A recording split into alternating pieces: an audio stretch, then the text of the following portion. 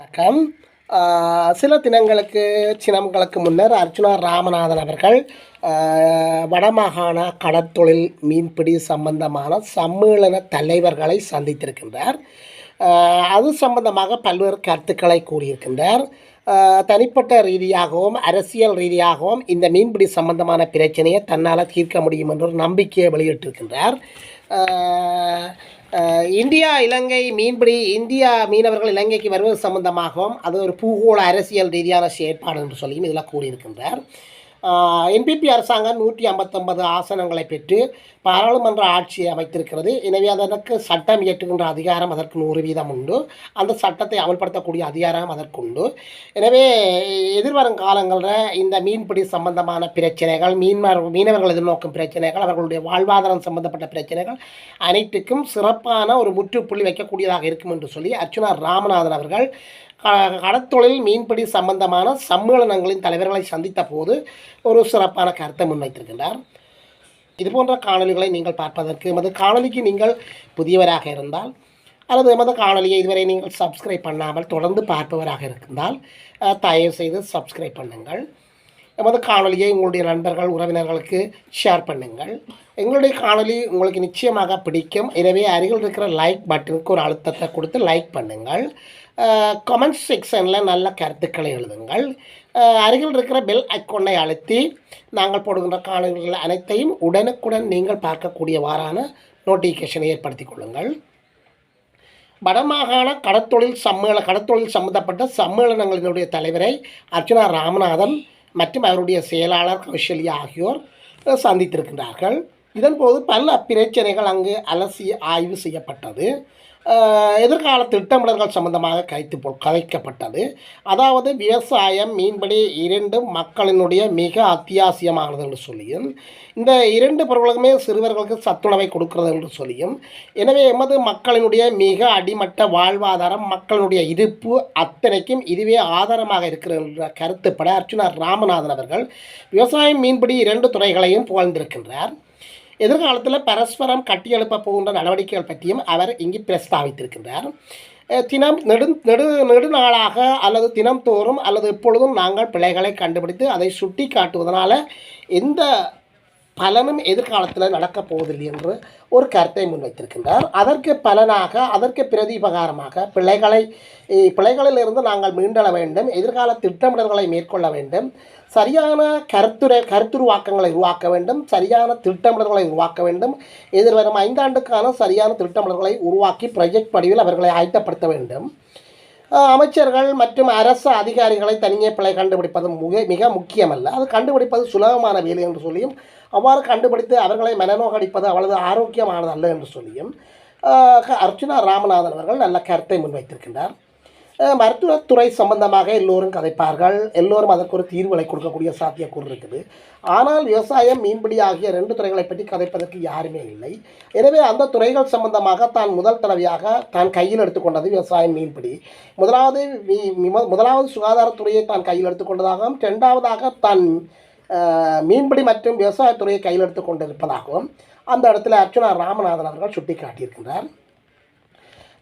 பலர் தனக்கு தொடர்புகளை ஏற்படுத்தி குறை நிறைகளை சொல்லிக்கொண்டு வருவதாகவும் கூறுகின்றார்.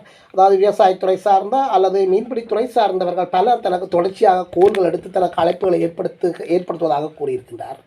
எனவே அவ்வாறு தனியாக கோல் எடுப்பவர்களோடு கதைத்து தான் அது சம்பந்தமான இந்த ஒரு ஆரோக்கியமான நடவடிக்கையும் எடுக்க முடியாது, அது பயனற்றது என்று சொல்கின்றார்.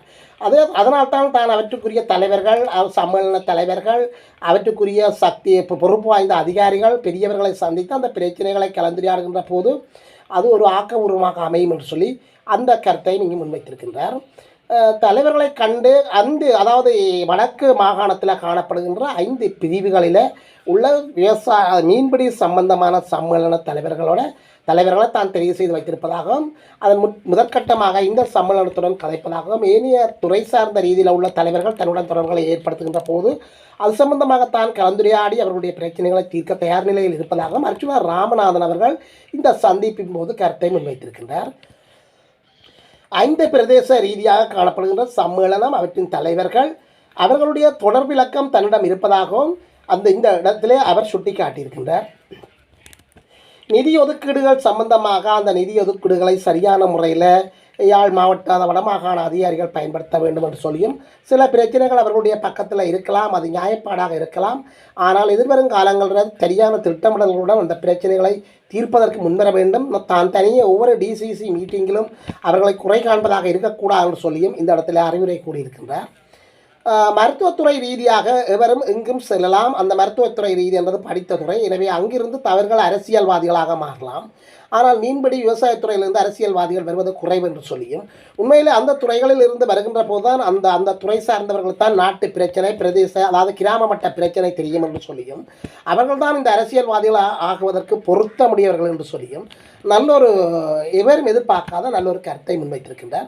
அதாவது அடிமட்டத்தில் இருப்பவர்கள், ஏழைகளாக இருப்பவர்கள் தான் நாட்டின் அரசியல்வாதிகளாக வர வேண்டும். அதாவது மீன்பிடி, விவசாயம் 2 துறைகளிலும் ஏழைகள் துறைகள், அதாவது அங்கு கற்றவர்கள் என்பது மிக விரல் விட்டு எண்ணக்கூடிய அளவு தான் காணப்படுகிறது. அந்த துறைகளில் இருப்பவர்களால் மக்களினுடைய அடிமட்ட பிரச்சனை தெரிந்தவர்கள். எனவே அவர்கள் தான் அரசியல்வாதிகளாக வர வேண்டும். தனியே மருத்துவத்துறை சார்ந்து ஒரு அரசியல்வாதி வருவதால் அவர் இந்த அடிமட்ட பிரச்சனைகளை அறிந்து கொள்ள வாய்ப்பில்லை. தான் இங்கு வந்தபடியால் நிறைய பிரச்சனைகள், புது பிரச்சனைகள் தனக்கு அறியக்கூடியதாக இருந்ததுன்னு சொல்லி மிகவும் சந்தோஷப்படுகிறார் அர்ச்சுனா ராமநாதன் அவர்கள். எனவே பிரச்சனைக்குரியவர்கள் தான் அரசியல்வாதிகளாக வருவது சாலச் சிறந்தது. எனவே அவர்கள் தான் பாராளுமன்றத்தில் தங்களுடைய பிரச்சனையை கதைப்பதற்கு பொருத்தமானவர்களுடைய கருத்தை இங்கு முன்வைத்திருக்கின்றார். எங்களை பொறுத்தவரையில் கடத்தொழில் அமைச்சராக ஒரு தமிழர் வந்திருக்கின்றார். அதாவது கடத்தொழில் அமைச்சராக ராமலிங்கம் சந்திரசேகர் கடத்தொழில் நீரியல் மீன்பிடி சம்பந்தமான துறை அமைச்சராக இருக்கின்றார். எனவே ஒரு நல்ல ஒரு சந்தர்ப்பம், நல்ல ஒரு பிரசாதமாக அவர் கிடைத்திருக்கின்றார். அவற்றுடைய காலத்தில் இந்த பிரச்சனைகளை தீர்க்கிறதுக்கு நாங்கள் முயல வேண்டும் என்று சொல்லி அந்த சந்தர்ப்பத்தையும் கருத்தில் கூறுகின்றார். எனவே தனியே அவரை நாங்கள் குறை சொல்வதை விட்டு எனவே பிரச்சனைகளை தொகுத்து ப்ரொஜெக்ட் வடிவில் அவருக்கு நாங்கள் சமர்ப்பிக்கின்ற போது அந்த பிரச்சனையை தீர்க்கக்கூடிய அளவுக்கு அவர் இயலுமானவராக இருக்க சந்தர்ப்பம் இருக்கு என்று சொல்லியும் இந்த இடத்துல கருத்தை கூறுகின்றார். எனவே இலங்கை சம்பந்தமான இலங்கை மூராகம், அதாவது கடத்தொழில் அமைச்சராக இருக்கின்ற ராமலிங்கம் சந்திரசேகர் என்பவர் தனியே வடமாகாணத்துக்கு மட்டும் பிரதித்துவம் இல்லாமல் இலங்கை பூராக உள்ள ஒரு கடத்தொழில் அமைச்சராக காணப்படுகிறார். எனவே நாங்கள் அவருக்கான எமது பிரச்சனைகளை தொகுத்து வழங்குகின்ற போதுதான் அது சாலச் சிறந்ததாக அமையும் என்று சொல்லி கூறுகின்றார். எதிர்காலத்தில் ஆளுமை இல்லாதவர், ஆளுமை உள்ளவர் என்ற பிரச்சனைகளை நாங்கள் எடுத்து கொள்ளாமல் பிரச்சனைகளை நாங்கள் தொகுத்து கொடுக்கின்ற போது, ப்ரொஜெக்ட் படியில் அதை கொடுக்கின்ற போது அவர்கள் அந்த பிரச்சனையை கையாள்வது சுலபமாக இருக்கும் என்று சொல்லியும் ஒரு கருத்தை முன்வைத்திருக்கின்றார். எல்லா மீட்டிங்கிலும் தான் சென்று எல்லா மீட்டிங்கிலும் தான் சென்று மாஸ்டர் பிளான் இருக்கோ, எதிர்கால மாஸ்டர் பிளான் இருக்கோ, மாவட்ட ரீதியான மாஸ்டர் பிளான் இருக்கோ, மாகாண ரீதியான மாஸ்டர் பிளான் இருக்கோ என்று கேள்வி கேட்க வைக்க வேண்டாம் என்று சொல்லியும் எனவே அவற்றை தொகுத்து அவர்களுக்கு நாங்கள் கொடுக்கின்ற போது அவர்கள் அந்த பிரச்சனையை இலகுவாக தீர்க்கக்கூடிய மாதிரி இருக்கும் என்று சொல்லியும் நல்ல ஒரு கருத்தை முன்வைத்துக்கிறார். குற்றம் கண்டுபிடிப்பது முக்கியமல்ல, அந்த குற்றத்திலிருந்து மீள்வதுதான் முக்கியம். எதிர்காலத்தில் குற்றங்கள் இல்லாத மாதிரி இருப்பதுதான் முக்கியம். ஆனால் அந்த குற்றம் தொடர்ந்தால் தான் அதை சட்டி கேட்கக்கூடிய தன்னிடம் ஆளுமை இருக்கிறதாக அர்ச்சுனா ராமநாதன் இந்த இடத்துல ஒரு எச்சரிக்கையை வெளியிட்டிருக்கின்றார். பாராளுமன்றத்தில் பட்ஜெட் விவாதங்களின் போது, அது வரவு செலவு திட்டத்தின் விவாதங்களின் போது தான் இனி வரும் காலங்களில் கருதியான நடவடிக்கை எடுக்கப் போவதாகவும் எவ்வளவு இலங்கையினுடைய யாழ் மாவட்டத்துக்குரிய துறை சார்ந்த ரீதியில் பணங்களை, உதவிகளை பெற்றுக் கொடுக்க முடியுமோ அவ்வளவு அந்த பிரச்சனைகளை கருத்து அந்த நிதி ஒதுக்கீடு சம்பந்தமான விவாதங்களில் கலந்து கொண்டு அந்த நிதிக்கு ஒதுக்கீட்டை செய்ய தனக்கு சுகமாக இருக்கும் என்று சொல்லியும் அர்ச்சுனா ராமநாதன் அவர்கள் நல்ல ஒரு கருத்தையும் எல்லோருக்கும் மகிழ்வு ஏற்படுத்தக்கூடியவாறான ஒரு செய்தியையும் கூறியிருக்கின்றார். அதன் பின்பு அதாவது பாராளுமன்றத்தில் பட்ஜெட்டில் வரவு செலவு திட்டத்தில் ஒதுக்கப்படுகின்ற நிதிகளை ஒதுக்கிவிட்டு அதன் பின்பு இங்குள்ள அதிகாரிகள் அது சம்பந்தமான தொழில் செய்யாமல் வாழாமல் இருந்தார் என்று சொன்னார், செவனை இருந்தால் என்று சொன்னார், தனக்கு அது சம்பந்தமான கேள்விகளை கேட்க அது சுலபமாக இருக்கும் என்று சொல்லியும் அது சம்பந்தமான அவர்கள் மீது நடவடிக்கை எடுக்கக்கூடியதாக இருக்கும் என்று சொல்லியும் அர்ச்சுனா ராமநாதன் அவர்கள் இந்த இடத்துல கருத்தை கூறியிருக்கின்றார். எனவே ப்ரொஜெக்ட் படிவில் துறை ரீதியாக பிரச்சனைகளை தாங்கள் கையாண்டு பிரச்சனைகளை ஆய்வு செய்து அது சம்பந்தமான எதிர்கால திட்டமிடல்களை சேகரித்து ஆளுநர் மற்றும் செயலாளர் மட்டங்களில் அவற்றை சமர்ப்பிப்பதன் மூலம் எதிர்கால திட்டமிடல்களை செவ்வனே செய்யலாம் என்ற கருத்தையும் அர்ச்சுனா ராமநாதன் அவர்கள் இந்த இடத்துல சுட்டி காட்டியிருக்கின்றார். தன்னை இந்த இடத்துக்கு அழைத்து இந்த சம்மேளனத்தினுடைய தலைவர் தன்னை ஒரு பிள்ளை மாதிரி அழைத்து தனக்கு நீண்ட விளக்கங்களையும் தந்து தனக்கு தெரியாத சம்பவங்களையும் கூறி எதிர்கால நடவடிக்கைகள் தனக்கு எடுக்க இலகுபடுத்திய இந்த சம்மேளன தலைவருக்கு மிகுந்த நன்றியை தெரிவித்த அர்ச்சனா ராமநாதன் அவர்கள் அந்த சம்மேளன தலைவரையும் அமர்ந்து கதைப்பதற்கு அனுமதி அளித்திருக்கின்றார். சம்மேளன தலைவர் கூறுகின்ற போது மீனவர் பிரதிநிதி என்ற அடிப்படையில் நான் அர்ச்சனா ராமநாதன் அவர்களுக்கு நன்றி சொல்ல கடமைப்பட்டிருப்பேன் என்று சொல்லியும் இதனை தங்களுடைய பிரச்சனையை நன்றாக கவனித்து கூர்ந்து கேட்டு தெரிந்து தங்களுக்குரிய நிவாரணங்களை பெற்றுத் தருவதற்கு அர்ச்சனா ராமநாதன் அவர்கள் மீது நம்பிக்கை இருப்பதாகவும் அவர் எதிர்காலத்தில் செய்வார் என்று எதிர்பார்ப்பதாகவும் அந்த நம்பிக்கை வீண்போகாது என்று சொல்லியும் அர்ச்சனா ராமநாதன் அவர்களுக்கு மீண்டும் நன்றியை தெரிவித்திருக்கின்றார். இதேவேளை செய்தியாளர் ஒருவர் அர்ச்சனா ராமநாதன் அவர்களை கேள்வி கேட்டிருக்கின்றார்.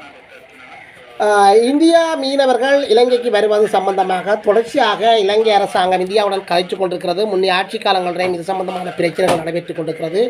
ஆனால் தொடர்ச்சியாக பேச்சுவார்த்தை நடைபெற்றுக் கொண்டிருக்கிறது. இது சம்பந்தமான தீர்வு இன்னும் கிடைக்கவில்லை.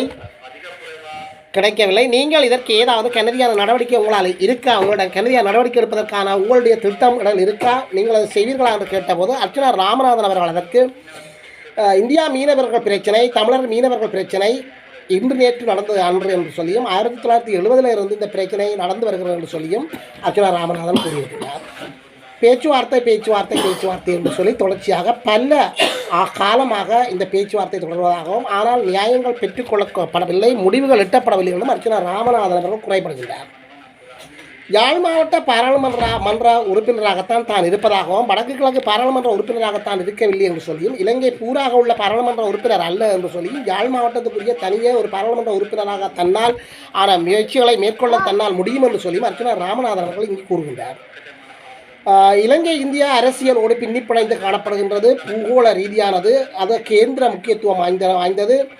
எனவே அமைச்சர்கள் மட்டத்தில் இந்த பிரச்சனை தீர்க்கப்பட வேண்டும், தாங்கள் பெரும் பாராளுமன்ற உறுப்பினர்களை என்று சொல்லியும் கூறுகின்ற அர்ச்சனா ராமநாதன் அவர்கள் என்பிபி அரசாங்கம் 159 ஆசனங்களை பெற்று அசைக்க முடியாத பாராளுமன்ற உறுப்பினர்களை பெற்று பாராளுமன்றத்தில் சட்டம் இயற்றுகின்ற அதிகாரத்தை கொண்டிருப்பதாகவும் அந்த சட்டத்தை அமுல்படுத்துகின்ற அதிகாரத்தை கொண்டிருப்பதாகவும் அதன் மூலம் எதிர்காலத்தில் இப்படியான பிரச்சனையை தீர்ப்பதற்கு என்பிபி அரசாங்கத்தால் 100% முடியும் என்று சொல்லியும் அர்ச்சனா ராமநாதன் அவர்கள் இது ஒரு நம்பிக்கையை வெளியிட்டிருக்கிறார். எனவே இந்தியா இலங்கை மீனவர்களுடைய பிரச்சனை சம்பந்தமாக அதன் மூலம் அதாவது இலங்கை என்பிபி அரசாங்கத்தினுடைய ஆட்சி அதிகாரத்தின் ஊடாக இந்த பிரச்சனை தீர்ப்பதற்கு அவர்களுக்கு இலகுவாக இருக்கும் என்ற ஒரு நம்பிக்கையை அர்ச்சனா ராமநாதன் அவர்கள் அந்த செய்தியாளருக்கு வழங்கியிருக்கிறார். இதைவிட தனிப்பட்ட ரீதியாக தான் ஒரு எம்பி என்ற ரீதியில் இந்தியாவினுடைய உரிய அதிகாரிகளோட தான் கதைக்கு இந்த பிரச்சனையை தன்னாலான அளவுக்கு முயற்சி செய்து அந்த பிரச்சனையை தீர்க்கக்கூடிய அளவுக்கு தான் முயற்சி செய்வதாகவும் இந்த இடத்துல நல்ல ஒரு கருத்தை கூறியிருக்கின்றார். இதேவேளை யாழ் மாவட்டத்தை பொறுத்தளவில் 3 என்பிபி அதாவது என்பிபி அரசாங்கத்துக்கு 3 பாராளுமன்ற உறுப்பினர்களை மக்கள் வாக்குகளை அளித்து பாராளுமன்றத்துக்கு அனுப்பியிருக்கிறார்கள். அவர்கள் இந்த மக்களுக்காக சரியான முறையில் கல்வியான கடமைகளை செய்ய வேண்டும். அந்த கடமைகளை அவர்கள் விட்டறிந்து அவர்கள் வாழ இருந்தார்கள் என்று சொன்னால் அது வாக்குறுதிகளை காற்றில் பறக்க விட்டதாகவும் அவர்கள் எதிர்காலத்தில் பாரிய பின்னடைவுகளை சந்திக்க வேண்டி வரும் என்று சொல்லி எனவே அந்த பின்னடைவுகளை எதிர்காலத்தில் அவர்கள் சரி செய்வதற்காக சரியான கல்வியான நடவடிக்கை எடுக்கக்கூடிய செயற்பாடுகளை அவர்கள் இறங்க வேண்டியது காலத்தின் தேவையாக இருப்பதாகவும் எனவே இவர்கள் எதிர்காலத்தில் இந்த வடக்கு கிழக்கு கடற்கரை ஓரங்களில் மீனவர்கள் இருந்து நோக்கின்ற இந்தியா இலங்கை மீனவர் பிரச்சனை சம்பந்தமான ஆக்கபூர்வமான கல்வியான நடவடிக்கை எடுக்கும் அளவுக்கு பாரிய நிகழ்வுகள் எதிர்காலத்தில் ஏற்படும் என்று சொல்லி அர்ச்சனா ராமநாதன் அவர்கள் இதன் போது உறுதியளித்திருக்கிறார்.